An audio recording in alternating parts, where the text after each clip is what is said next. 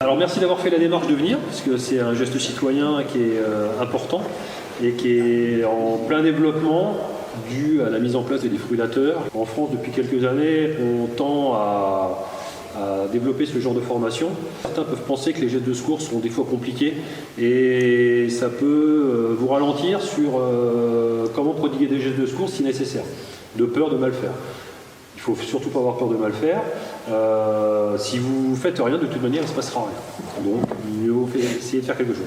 Je suis Frédéric Maréchal, je suis adjoint-chef professionnel à Avallon. Je vous présente Julien. Je suis le sapeur Julien Lormeau. Donc, je suis au centre de secours de l'Île-sur-Serein.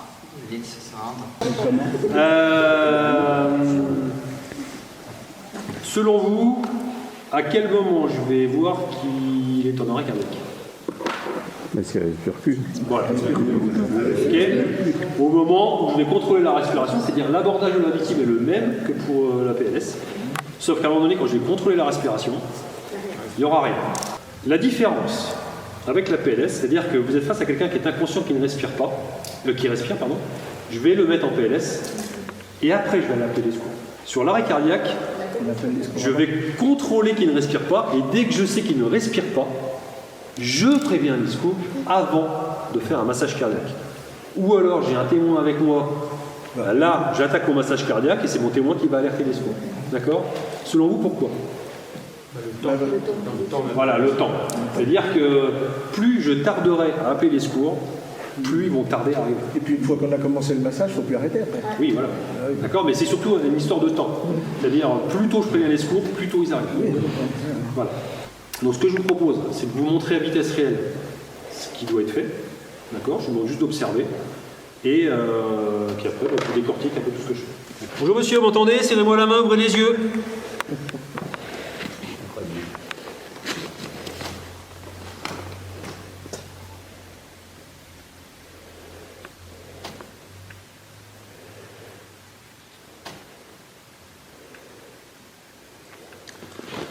Ok, ah bah Julien, t'es là, ça tombe bien. Tu peux le prévenir les secours, tu préviens le 15.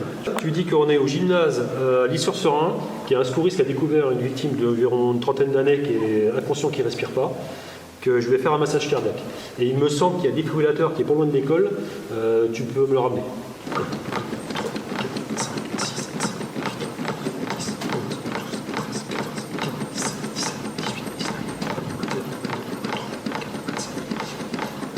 9, 30.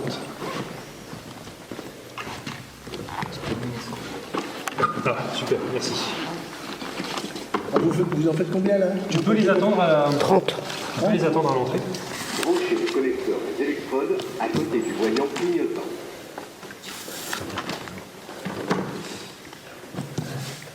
Analyse du rythme cardiaque en cours. Appliquez les électrodes. Analyse du rythme cardiaque en cours. Ne pas toucher le patient. Choc recommandé. Appareil en charge. Restez à l'écart du patient. Délivrez le choc maintenant. Choc délivré. En pause. Commencez la RCP. 5, 6, 7, 8, 9, 10, 11, 12, 13, 16, 17, 18, 19, 20, 21, 22, 23, 24, 25, 27, 28, 29, 30. Et je continue jusqu'à l'arrivée des secours, jusqu'à ce que le défibrillateur me parle. Le massage cardiaque en lui-même, qu'est-ce que vous pouvez me dire? La position des mains, être bien sur le plexus. Il y a une position particulière. Alors, position de mes mains. Alors moi, je choisis de mettre mes mains comme ça. Oui. Mais si vous voulez mettre les mains comme ça, il n'y a pas d'importance. D'accord? Qu'est-ce qui est important? C'est la localisation. D'accord? Le cœur est au milieu de la poitrine. Donc en fait, je vais masser avec ce qu'on appelle le talon de la main. Pourquoi le talon de la main? C'est là où j'aurai le plus d'appui. C'est là où c'est plus dur. D'accord? Il y a l'os. Donc on va venir mettre le talon de la main au milieu de la poitrine. D'accord? Mettre sa deuxième main en opposition. Garder les bras tendus. Et c'est est-ce que vous avez vu mes coudes se plier? Non, c'est les épaules qui descendent. D'accord? Si je masse avec les coudes pliés, je vais me fatiguer très très vite. Et donc c'est mes épaules qui descendent. D'accord? J'ai appuyé combien de fois? 30 fois. Au bout de mes 30 fois, j'ai fait quoi? Vérifier la respiration. Non, j'ai fait 2 insufflations que j'ai simulées Ouais, c'est ça. parce que je ne vous les enseigne pas. D'accord, hein? C'est pas obligatoire, enfin, C'est pas que c'est plus obligatoire. J'insiste sur le fait qu'un massage cardiaque accompagné des insufflations restera toujours plus efficace qu'un massage cardiaque sans insufflation. Maintenant, pour les raisons sanitaires, qu'on connaît tous, pour des raisons de répulsion, parce que vous pouvez avoir des gens qui vomissent, hein, si vous ne voulez pas, vous n'avez pas d'élément de protection pour faire du bouche à bouche, ne faites pas de bouche à bouche. Maintenant, j'attire votre attention sur le fait que des insufflations associées à un massage cardiaque restera toujours plus efficace. Qu'est-ce que vous pouvez me dire sur le rythme? Il est sourd. Il est régulier. Il est régulier. Il est régulier. c'est 100 par minute, non? C'est pas C'est ça. ça. Ouais. D'accord. C'est 100 par minute. une centaine par minute. Ok. Qu'est-ce que vous pouvez me dire sur l'enfoncement? 5 cm. Pour appuyer. Ah ouais, mais il faut avoir de la force. C'est 5 à 6 cm. Ouais, ça va. Sur le sternum. Ah, faut appuyer quand même. Ah, mais Alors, écoute, qu'est-ce qui permet d'avoir une souplesse du sternum? C'est tout simplement, ici on a le sternum, d'accord? Ici on a les côtes, d'accord? Et entre les côtes et le sternum, on a ce qu'on appelle du cartilage. C'est ce qui permet d'avoir une souplesse du thorax. Ensuite, j'ai fait alerter les secours avant d'attaquer mon massage, parce que j'avais quelqu'un qui était là. Si jamais j'avais eu personne, j'aurais pris mon téléphone, alerté les secours, et après j'aurais attaqué mon massage cardiaque. D'accord? Et j'aurais même fait autre chose. C'est-à-dire j'aurais appelé les secours, Et j'aurais et commencé quand par j'aurais vu, et là, vous avez vu le défibrillateur qu'il a? Vous avez tout vu? En voyant le défibrillateur, j'aurais été chercher le défibrillateur avant d'attaquer mon massage cardiaque, et j'aurais mis même le défibrillateur avant d'attaquer mon massage cardiaque. La pause du défibrillateur est prioritaire. Là, j'ai attaqué mon massage parce que je ne l'avais pas.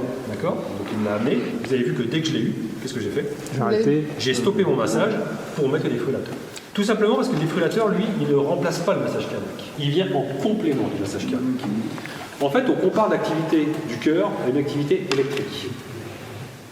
Et en fait, c'est le cœur, l'arrêt cardiaque, c'est quoi? C'est le cœur, la pompe qui s'est arrêtée. 3 façons, enfin 3 contractions du cœur. On a ce qu'on appelle la contraction ventriculaire, actuellement on y est tous, hein. C'est-à-dire que quand vous allez faire un électro chez le cardiologue, hein, vous avez vos... Voilà, hein. Ça, si je vous mets un défibrillateur sur vous, jamais il choquera. Parce que quand il va faire son analyse, il va détecter un mouvement normal du cœur. Deuxième contraction, c'est ce qu'on appelle la systolie. C'est le tracé plat, vous savez, comme on voit dans les films, voilà. Là, si je mets un défibrillateur sur quelqu'un qui est en asystolie, qu'est-ce qui va se passer? Rien. Ça ne choquera pas non plus. Parce que le défibrillateur, pour envoyer un choc électrique, il a besoin de déceler une activité électrique du cœur. Et donc le défibrillateur choquera uniquement quand on appellera quand il détectera ce qu'on appelle la fibrillation ventriculaire. C'est un mouvement anarchique du cœur qui, à un moment donné, s'il n'y a rien de fait, tombera en asystolie. D'accord? Et là, c'est à ce moment-là que le défibrillateur est choqué. Et c'est pour ça qu'il faut mettre le défibrillateur rapidement, parce que la fibrillation, elle ne dure pas 50 ans. Le défibrillateur, vous allez retrouver un rasoir, vous allez retrouver des compresses pour essuyer, et vous allez retrouver une cisaille pour couper les vêtements. Il faut masser sur un torse nu, même chez une femme, hein, c'est-à-dire un soutien-gorge, on enlève, il faut masser sur un torse nu. Voilà. Le coude verrouillé ici. Là, on est pas mal. Alors là, on peut un peu plus sur l'avant. Il faut se mettre en face comme ça. Là, l'épaule plus au-dessus, plus au-dessus, c'est que vous êtes de travers. Allez, vous êtes prêts? Je vais vous donner le décompte. 5, 4, 3, 2, 1, top! Et vous êtes parti pour 1 minute sans arrêt. Là, c'est bien. Là, c'est bien. Là, c'est bien. Là, c'est bien. C'est fatigant. C'est pour ça. Bah oui, c'est pour ça que en fait, il ne faut pas hésiter à faire des pauses, pas trop de pauses, vous n'avez pas trop le temps, mais surtout si vous avez du monde avec vous, vous faire relayer. Donc ici vous avez des informations. Hein. Vous avez les formations d'appel déjà, donc le 15, le 18 et le 112. Donc les numéros de secours sont déjà nommés dessus. Ensuite, voilà, vous avez l'ordre appeler, masser, défibriliser, médicaliser. Alors médicaliser, c'est dès que vous avez les pompiers ou le SAMU. Donc en fait là, 15, 18, 112, on vous dit d'appeler les secours, dire bah voilà, je suis face à quelqu'un qui est en arrêt cardiaque, voilà. Ensuite, j'ouvre le coffret, je prends le défibrillateur. Donc là, si je l'ouvre, voilà, ça sonne, je l'enlève, je referme et je le prends. Alors, on va l'ouvrir, hein. découvrir en même temps que vous, hein, comme ça. Donc je l'ouvre. Et on retrouve quoi? On retrouve une paire Restez calme et suivez les instructions. C'est déjà branché en plus. Voilà. Appelez les secours en téléphonant au numéro indiqué sur l'appareil. N'utilisez cet appareil que si la victime ne réagit pas. Dégagez le haut du corps de tout vêtement, les couper si nécessaire.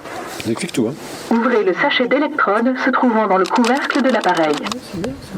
Comme indiqué sur le sachet, collez les 2 électrodes l'une après l'autre sur le haut du corps en enlevant le film de protection. Restez calme et suivez les instructions. Appelez les secours en téléphonant au numéro indiqué sur l'appareil. D'accord.